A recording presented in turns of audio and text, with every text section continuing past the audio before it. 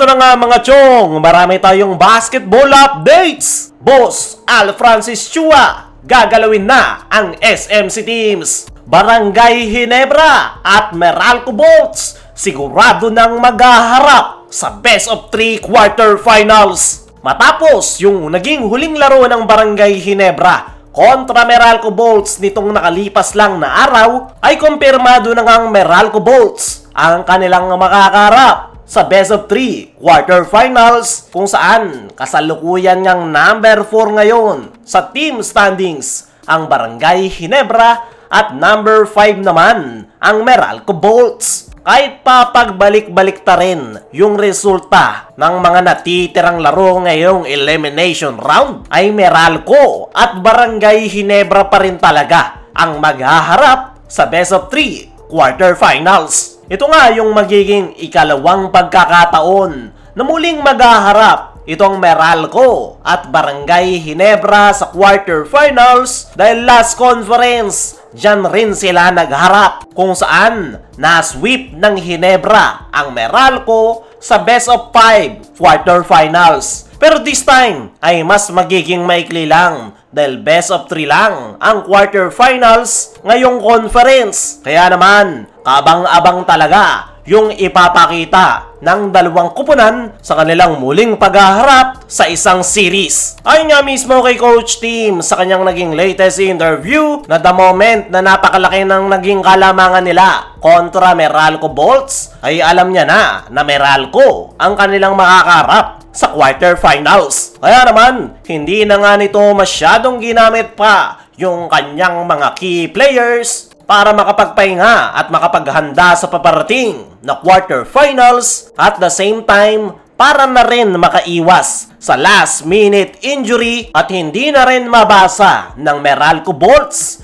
yung kanilang magiging game plan. Para sa akin mga chong, ay magiging maganda yung muling paghaharap ng Meralco Bolts at Barangay Ginebra ngayong quarterfinals. Panigurado, yung nakita nating huling laro ng Ginebra kontra Meralco ay malayo pa sa kanilang full potential, dahil hindi pa nga nilalabas ni Coach Tim ang lahat ng kanilang baraha, at the same time puro bench players na nga yung kanyang pinatapos ng laro. Ganon rin naman itong Meralco Bolts, hindi nga naglaro yung kanilang import, kaya naman asahan nyo na kakaibang Meralco Bolts rin ang magpapakita sa quarterfinals kontra Barangay Ginebra. Pero isa nga lang ang sigurado dyan, isang classic matchup na naman ang ating makikita, dahil pareho ngang competitive team ang dalawang kupunan at meron nga silang rivalry. Kaya naman panigurado na all-out performance ang ipapakita ng Ginebra at Meralco Bolts. Ayun naman mismo dito sa Meralco import na si Akil Mitchell, ay malungkot nga ito dahil hindi siya nakapaglaro kontra Barangay Ginebra. Pero okay na nga raw yan kesa lumala pa yung kanyang injury, dahil kailangan lang daw talaga niya ng konting pahinga para may recover yung kanyang back injury. Looking forward nga ito sa paparating na quarterfinals kontra Barangay Ginebra. Hindi man daw siya nakapaglaro sa elimination round kontra Ginebra, ay sigurado naman daw siyang makapaglalaro sa paparating na quarterfinals kontra pa rin sa Barangay Ginebra. Kaya naman, meron nga raw silang chance na makabawi, at yan nga yung ipinapangako nitong si Akil Mitchell sa Meralco Bolts kontra Barangay Ginebra. Dumako naman tayo dito sa kabilang balita.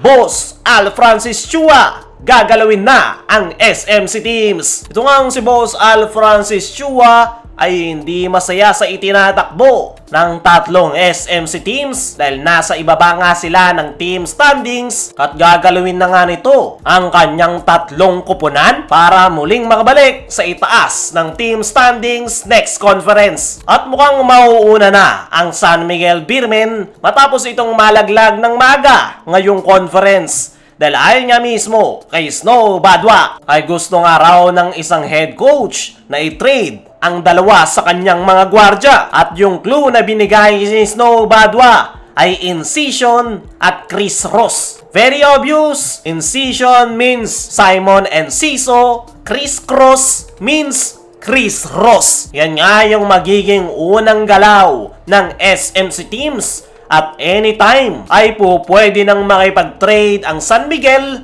dahil nalaglag na nga yung kanilang kupunan. Bukod dyan ay meron nga ring magiging galaw sa isa pang SMC team na nanganganib ngayon na Magnolia Hotshots. Possible na magdagdag ng player, possible rin na galawin yung kanilang coaching staff. Pagdating naman sa Barangay Ginebra ay next conference pa ito gagalaw kung saan ang target ni Boss Al para sa kupunan ni Coach Tim ay isang legit big man na makakapalitan ni Japet Aguilar. Dahil yan na lang talaga yung problema ng Ginebra sa kanilang lineup. Dahil every time na pinapaupo ni Coach Tim si Japet ay lumilit yung kanilang lineup. At yan nga yung planong solusyonan ni Boss Al sa kupunan ni Coach Tim Cone. Pero as of now, pinaka-obvious na unang gagalawin ay itong San Miguel Beermen dahil sila nga yung kauna-unahang SMC teams na hindi man lang nakapag-advance sa quarterfinals. Kaya mga chong, ano masasabi nyo? Nagagalawin na ni Boss Al ang SMC teams. Ano rin yung masasabi nyo na kumpirmado ng Ginebra at Meralco Bulls ang mag-aarap sa quarterfinals? I-comment mo lang dyan sa ibaba.